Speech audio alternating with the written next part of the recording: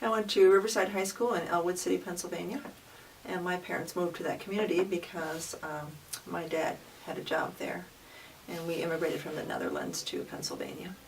And I had a great time in high school. I was in theater. I gave my graduation speech. I loved going to school. That's probably why I'm a teacher. And but in terms of stories, I mean, I have lots of stories because my family was considered kind of odd, and there were very few people in that community, especially where they spoke a different language at home than they did in school. That was unusual. And also at the time, we had lived in a big city and we moved to a pretty small town, and so we were not used to that. So everybody kind of knew who my family was. And just one story that I remember, which I kind of tell with some pride, is that my dad never trusted anyone to drive us. So we always got to drive ourselves. And we had one car, and there were 4 kids in my family, and plus my mom and dad. And so if I ever wanted to go out somewhere or pick kids up and go somewhere or go to play practice or whatever, I always got to drive. And so, I mean, I didn't go on that many dates, but, you know, I wasn't allowed to date until I was much older in high school. But if I went on any sort of group dates, group fun stuff with my friends, I was always the one who had to drive. So I had a tremendous amount of freedom compared to other kids in my class. And he made sure I knew how to drive a stick shift. He made sure I knew how to do, you know, how to make minor repairs in the car, change a tire, change the oil. I know a lot about cars just, you know, from my dad. And I think that's one thing I really learned about being self-sufficient. My parents both knew so much, in the sort of the ways of the world. I mean, I learned knitting, I learned sewing. My mother was a seamstress, and you know, they were both really athletic. I just learned so much from them, and one of the things was how to be self-sufficient, and I really appreciate that about them. But boys used to get upset because I had to drive.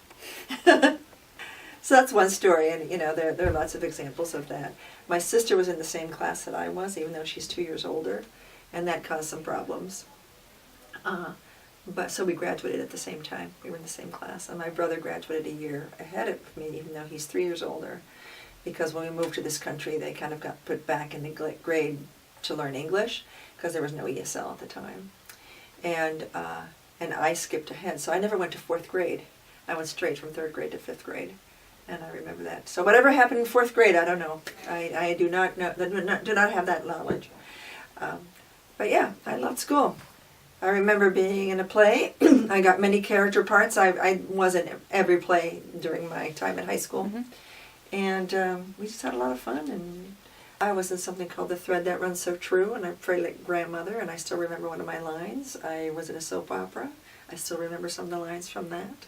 Oh hasten, oh hasten away, our terror we cannot conceal, and language fails to express the alarm that in our hearts we feel. So, I started going to, because I was so involved in theater, there was a little local theater group called the Red Barn Theater, and I was the first sort of high school age person ever to be involved in that, and I actually got some other kids in theater involved in that in the summertime. And I also belonged to a dance troupe, and I got my dance group involved with that too. So we were in a lot of musicals in the summertime. So we had a good time. I had a good friend, Jean, and Jean and I memorized every popular song that there was, and we used to kind of just sing them at any old time we wanted to. And then we talked a lot in high school, and before that too. And we were in the physics class, and we didn't have honors, but we had different tracks, and so we were in the physics with math class. And every time something would happen in class, Jean and I would respond with a song, and we always responded with the same song, singing it. So that, you know, people kind of expect, like if some chalk would break, you know, the teacher was writing on the board with chalk at the time, if the chalk would break, we would break out into a song that had to do with something breaking, like Bits and Pieces. I remember actually at that time, Jean and I broke out into Bits and Pieces. We were always expected to have a song for everything, and we did.